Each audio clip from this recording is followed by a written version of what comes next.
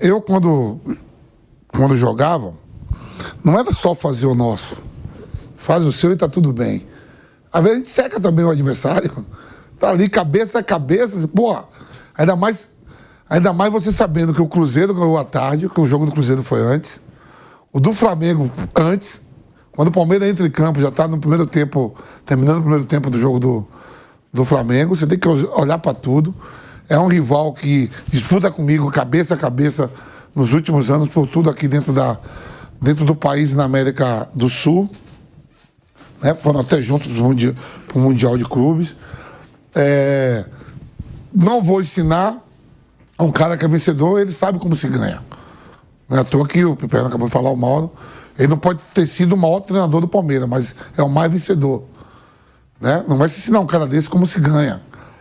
Mas você se ganha secando também o próximo. Né? Não é desejar a morte do próximo. Exato. Mas o próximo pode dar uma tropeçada, andar ali, não ir pelo caminho da Samária, que todo mundo não é bom samaritano, tem uns malzinhos também.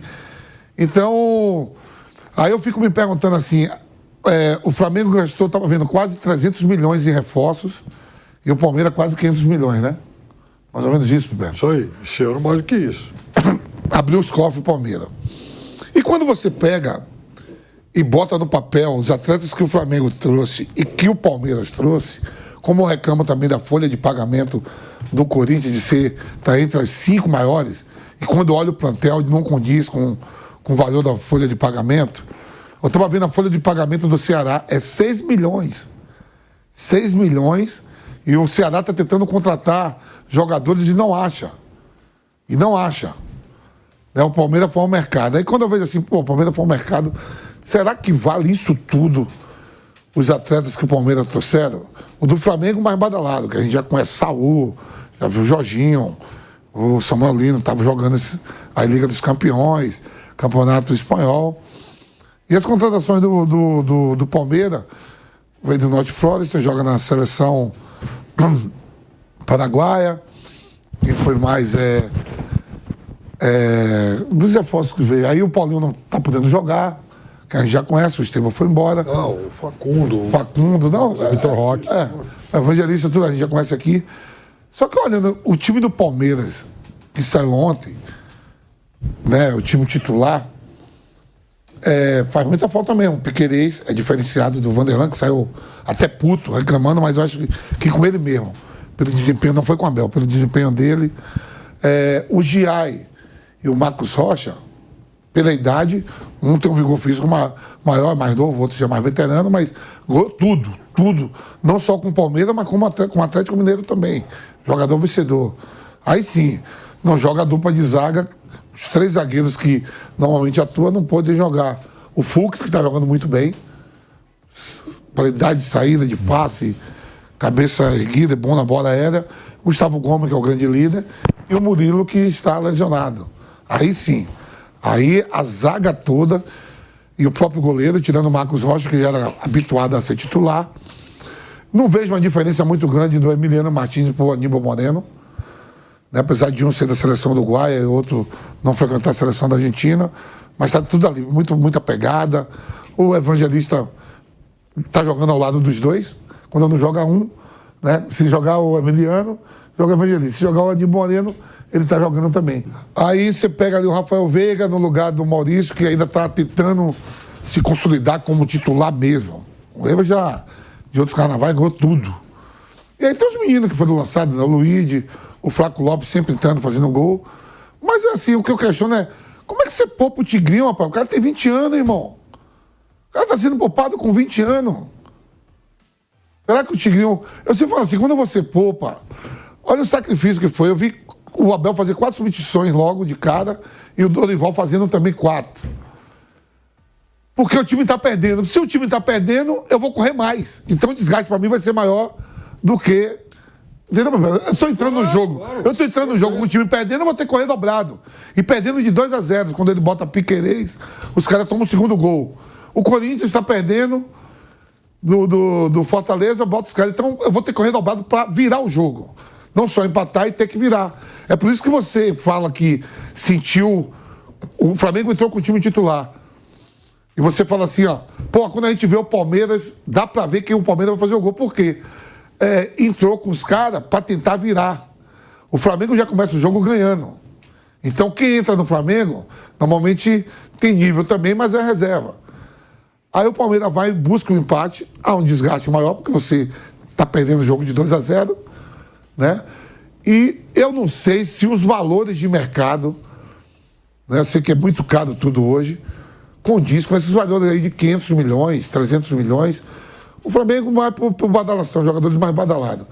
Mas as compras do Palmeiras, jogadores de 16 milhões de euros, 14 milhões, eu não sei se condiz com a bola que é jogada não. Eu vou esperar. Eu vou esperar mais um pouco. Mas esse é um ótimo tema. A gente falava de escolhas. Eu acho que é muito, muito caro, viu, Bernardo? Eu acho assim. Para esse nível de atleta aí, eu não sei. Quando eu falo Flamengo mais badalado, é que a gente sempre vê assim, o Saúl, a gente já conhece, Seleção Espanhola, ali Atlético de Madrid, o próprio Chelsea, ele jogou. Alguns caras estão brincando na experiência espanhola que o Flamengo fez um favor pro Atlético de Madrid trazer os dois. Mas, por exemplo, agora tem que se esperar, né? Se o seu time está perdendo de 1-0, o Facundo Torres vai te dar esperança de fazer um gol? É que você fala assim, entendeu o que eu tô falando? O nível, eu tô falando assim, não que os caras não joguem nada, vai estar aí, tem tudo até dezembro, mas os valores para dar 500 milhões... mas tá tudo muito caro, né? Não, concordo com vocês, assim... Muito caro, e assim, é um mercado mundial, né? Hoje, se você pegar os jogadores mais caros da história do Bayern, do Chelsea, do Flamengo, do Palmeiras, do Atlético de Madrid... todas as negociações, quase todos os clubes. Qual é o jogador mais caro da história do clube? Está acontecendo. Aconteceu agora com o Porto. O Porto, por exemplo. Perdão, o Porto não. O Sporting, bicampeão português. O Sporting vendeu o Gyökeres, que é um ótimo atacante, para o Arsenal por 65 milhões de euros, que eu acho um bom negócio. Você viu os atacantes escandinavos, são os mais caros da Europa. Cada vez mais. Aí que fez da Escandinávia. O que fez o Sporting? Contratou Luís Soares, que agora até me foge qual era o time dele na Inglaterra, que não era uma grande coisa, um atacante, que não é o Luizito Soares, um atacante colombiano de 27 anos. 23 milhões de euros. Já é o jogador mais caro da história do Sporting. E os 3 jogadores mais caros da história do Sporting são esse Luís Soares, ainda o Gyökeres quando ele chega, há 3 anos, e o Harder, que é também outro, se eu não me engano, é sueco ou dinamarquês, por 22. A gente está vivendo um momento no futebol, e aí não é só o brasileiro, que está tudo muito caro. Todos os seu jogador mais caro. Pois é, então o cara... Ele está lá, é culpa dele. Comprado. E é a realidade do mercado, está todo mundo pagando demais. Mas, de novo, eu concordo em relação a isso, mas, de novo, eu dever dizer, quase todos os clubes, você for pegar o jogador mais caro, ele está no elenco. Ou acabou de vir. Nos últimos 2, 3 anos, está tudo muito caro. Parece até o nosso supermercado. Agora foi para cima do Isaac... Você viu? Foi.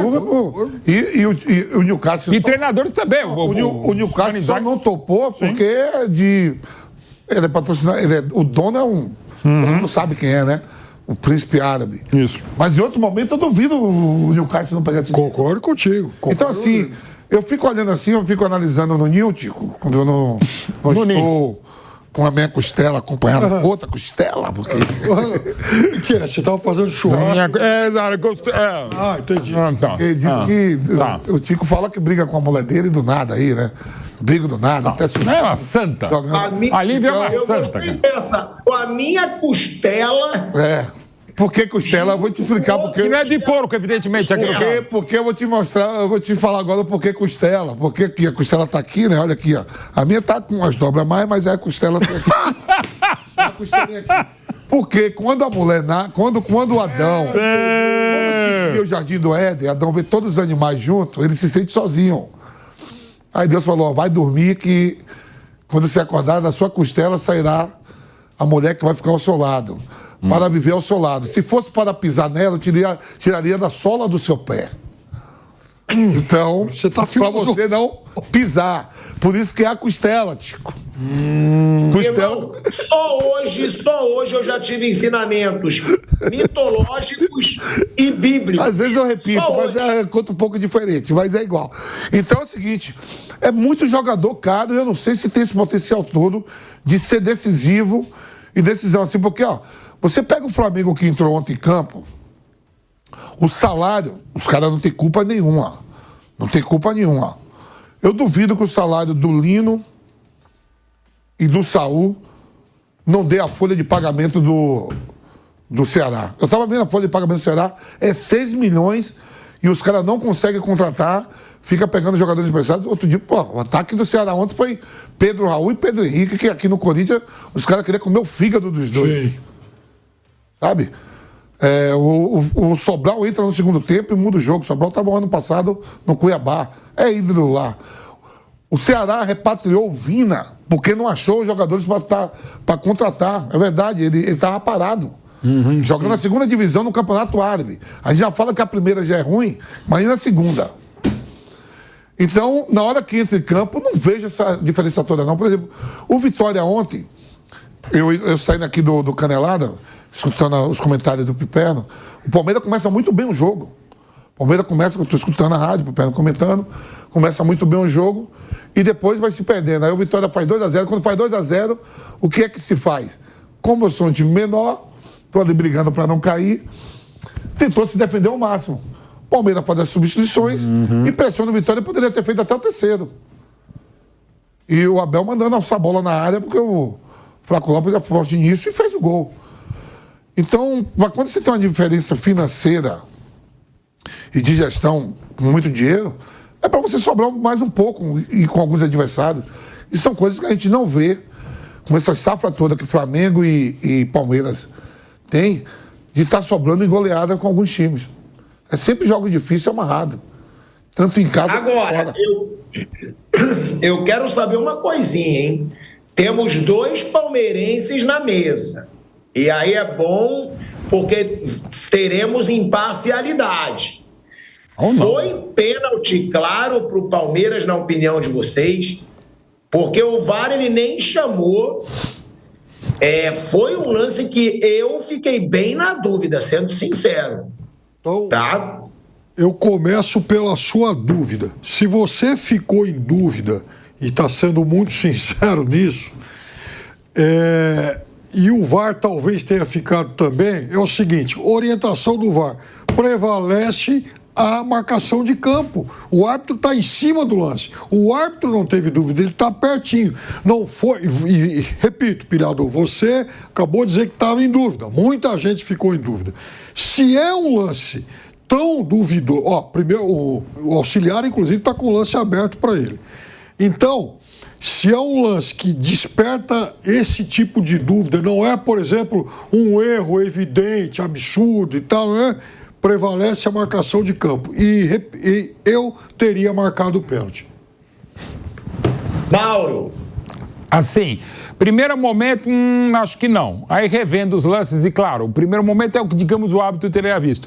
Eu teria marcado que eu entendo que é um trançapé. Lembrando sempre que o termo pênalti, claro, para mim, é muito difícil que ele aconteça. Até porque, claro, para mim pode ser um, claro, para o outro pode não ser. Acho também isso o protocolo, tenho convicção que o protocolo está errado, porque o lance fala do VAR, a revisão do VAR é um lance óbvio e claro. Óbvio e claro, claramente não é óbvio e nem claro para ninguém. A regra é subjetiva. O que pode ser óbvio para mim pode não ser claro para o Vampeta e vice-versa. Então a regra já deixa um campo ainda maior para você ser subjetivo e interpretativo. Na minha interpretação, isso é uma falta, não sai sangue, você pode e deve discutir, mas eu teria marcado o pênalti se fosse o árbitro de campo e se fosse o VAR, exatamente essa questão levantada pelo Piperno. Eu não chamaria o árbitro, ponto, porque é um lance que não é nem óbvio para mim, nem claro. Pênalti. Não é claro. Pênalti, pra mim, pênalti pelo erro. Pô, não pode um time dando 2-0, sabendo que tá pegando um dos favoritos ao título, consegue fazer o 2-0 e tomar uma tabela dessa com 6 jogadores dentro da área, aonde o cara não ia fazer nada, já tinha uma cobertura ali, ó. Disso, né? Já ia ter uma cobertura ali, só pelo erro de posicionamento individuais ali, pênalti. Na hora eu fiquei louco, a jogada tava morta, Tico. Jogada morta, pô. Não ia acontecer nada mesmo. Não ia acontecer nada, jogada morta. Não, então uma coisa, não tem problema nenhum em acusar esse tipo de erro. Olha a jogada, olha quantos jogadores do Vitória, ele não ia fazer nada ali, Exato. pô. E assim, por exemplo, na quarta-feira, eu disse aqui, na hora, inclusive, lá no Canelada, que eu teria anulado o gol do Palmeiras, porque a minha percepção inicial era de impedimento, vi o lance algumas vezes, não é um lance conclusivo, é verdade, mas a minha percepção inicial foi aquela, teria anulado o gol, e ontem eu teria marcado. Olha quantos jogadores do Vitória tá na área, 6-2, que tá lá dentro, que tá bem marcado os dois lá de dentro, ó. Olha lá, tudo bem marcado. Olha o juiz lá. Então, o árbitro tem a visão clara do lance. E ele não titubeia, o que não significa dizer que seja certo. Ele vê o lance e já marca. Mas os próprios jogadores do Vitória também não foram. Aí, ó. Não reclamaram, o Kaiser falou alguma coisa e tal. Ninguém fala, aí, ó. Tá aí, tá o seu juiz, tá. Pronto. Como questionaram um monte de lance de bola, pênalti, também não teve pênalti nenhum. De bola na mão. O Vitória contestou, eu vi jogadores do Vitória contestando no segundo gol. Porque aí teria acontecido no princípio da jogada um lance. Uma falta lá que subiu pra cabeça. Exatamente. O Mikael com o atacante, a bola volta. Então eles contestaram. Não, o pênalti não, ele questiona mais esse lance aí. Verdade. Eu daria o pênalti também, porque pra mim não é nem pelo que o Vamp disse, né, do erro, da falha, é pela burrice do marcador. Meu amigo, É isso aí. Mas dá pra marcar pênalti por burrice, mas... É que eu falo de um jeito, você fala. Mas estamos falando a mesma coisa. Isso, Não dá pra marcar pênalti por burrice. Olha, se começar a marcar pênalti por burrice, não sobra jogador e nem comentário esportivo, hein? Pronto, então você fala burrice, eu vou falar pela infantilidade. Pronto. Isso. Eu vou ser mais educado, senhor relator. é isso. Cara, o lance estava dominado, o cara todo atabalhoado, atropela o outro. Ah, mas foi o jogador do Palmeiras que tropeçou. Cara, tudo bem, ele não quis fazer a falta, mas pra que colar no jogador do Palmeiras ao ponto dele tropeçar? O que mais tinha era marcador dentro da área, gente. Era gente dentro da área para bloquear o chute. E aí, realmente, mas ele não dá, ele não calça. Não, mas se o jogador do Palmeiras... ele bate na perna do jogador do Vitória sem ver, não dá nem para dizer que ele deixa o pé, e ele cai, e o jogador do Vitória não toca na bola, pela burrice do zagueiro, do lateral, né, do Vitória, pênalti. Eu acho, tem rivais incomodados, né, Piperno, porque o Palmeiras tinha reclamado, tinha notificado a CBF por causa da arbitragem no clássico contra o Corinthians.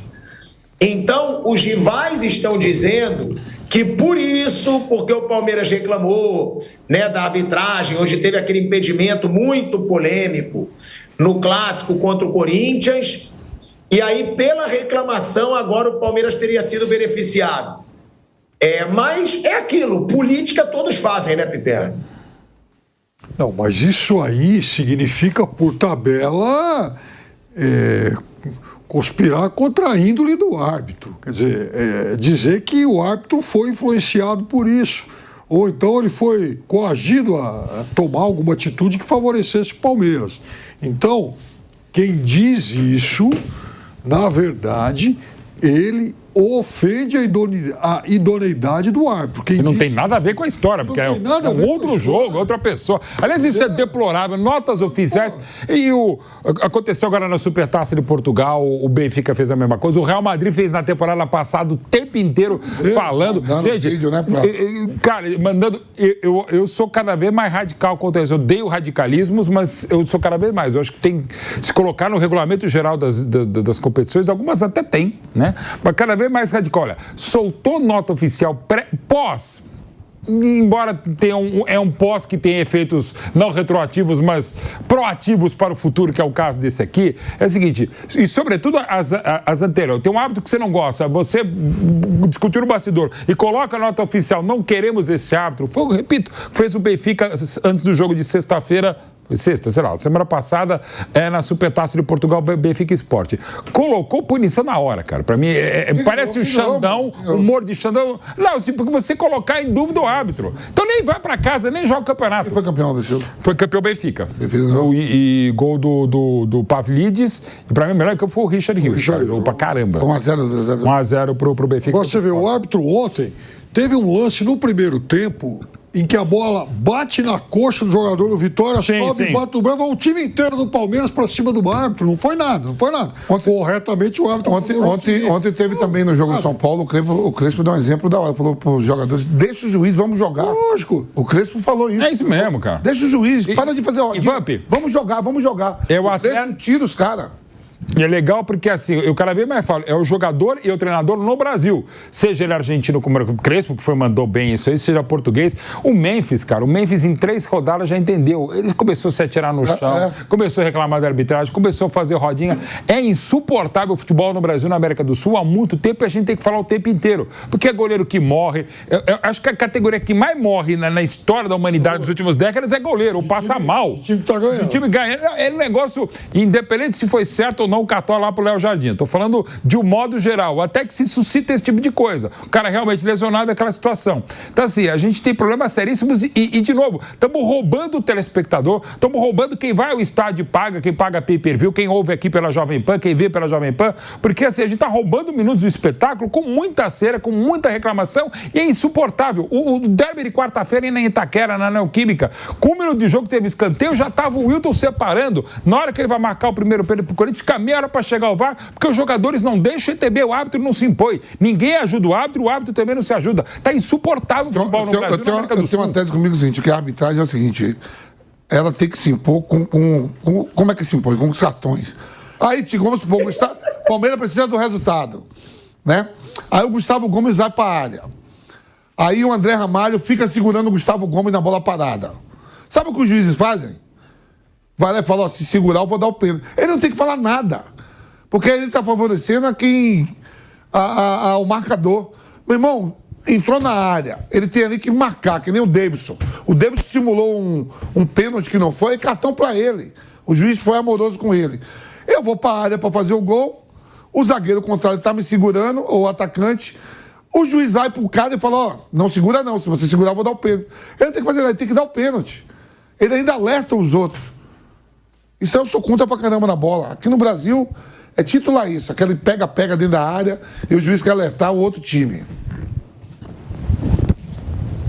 Eu concordo com o Vamp. Ele tem o medo de marcar, né, Vamp? Isso é porque ele tá com medo de marcar o pênalti. Se eu sou árbitro, o que amedronta jogador é cartão. Quando vinha aquela turma toda, só puxar os 2 cartões aqui. Mas é verdade, o que amedronta jogador é cartão. Já pega aqui e puxa pra você ver se todo mundo vem.